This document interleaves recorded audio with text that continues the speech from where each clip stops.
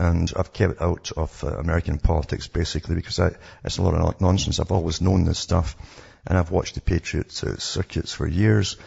They always give a leader. I've told people this many times. They always give you a leader to follow, and they say all the sort of the words that are imprinted in your mind, basically. They'll say them all, the right little things. Constitution's mentioned often, the Federal Reserve, etc. And suddenly, you don't have to say much anymore. The people follow you. And then you always get let down at the end. Always. Always. It's always the same story. It's never been any different. It's always a con game because, you see, they're all members of high organizations. They're all Masons, by the way, too. All Masons.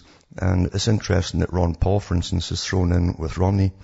And Romney is a Mormon, and every Mormon is a Mason, because once you're a male, you get up to the elect position, and you go through the Masonic rituals there. So it's astonishing that the people all follow, and then the fighter that you've backed, the boxer, basically, he just doesn't throw in the towel. He just lets go of the game, and it all works out the way it was pre-planned to do. And that's how it is. You throw the fight. That's what they used to call it, when you didn't fight back at the last minute. And everybody goes, what happened? What happened? Well, you've been suckered again. That's what happened. And it's always going to happen if you always wait for the man to come along who is always presented to you. And when you go into Ron Paul's, there's many talks and clips up on YouTube. He was all for globalism. I don't know if people noticed that. He basically was going through with the same projects as the New American Century were all for, including the new monetary system for the world.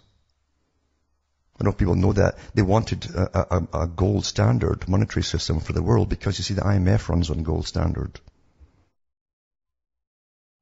And many other things tie in with it as well. But people who are blinded by the occasional words like democracy or the republic or Federal Reserve and patriotism, this buzzwords, you see, that trigger responses in the person emotionally. They're oblivious to everything else that's going on. And Romney also, of course, he had the Political Action Committee that backed him. A lot of ex-members of them were from Romney's team. And they were based in Romney's own area in Salt Lake City. And then, of course, there was also one of his biggest financial backers was Peter Thiel, Thiel. And I think he was also a Bilderberger guy. So, I mean, the signs were all there that he would throw the fight, as you call it, throw the fight. And you couldn't tell because, again, there was a massive campaign pushing him. And people have to be awfully wary about these things. But again, they have to think for themselves, and you hope they can. Generally, you're disappointed. They don't. They go along like a crowd. And it's like Dirty Harry, or one of these movies of Clint Eastwood. He rides into town and he cleans it all up for you. And when you're expecting that, you're going for a downfall every time, because life doesn't happen that way. You all have to be your own champions. I've said that for years. And they'll keep supplying you every time. How many years have a patriot movements wasted on this nonsense? Even this one man. A man who's a lifer in politics. You don't stay a lifer in politics unless you're one of the politicians who knows how to compromise. Never mind getting all his relatives into it too, not just his son. And then making sure that the right marriages are arranged and all the rest of it with people inside. I mean, standard lifer politician. And every suddenly on antidepressants because he's shown his hand. You can never help the people. I've watched them bring forth one after another for the patriot crowd, and the same thing happens for many, many, many years.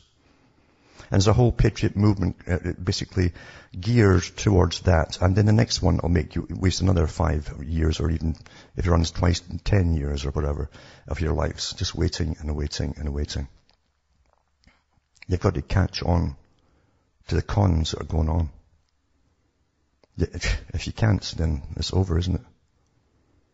It's over. So he sucks you guys right in. So consider yourself sucked. really didn't want to hear that. This fucking piece of shit bag. See one more asshole on TV talking about people collecting unemployment that they actually paid into, and they don't go off on these bankers who stole $1 trillion. It's just beyond me. You know, it's almost like they're running shit. Fuckers.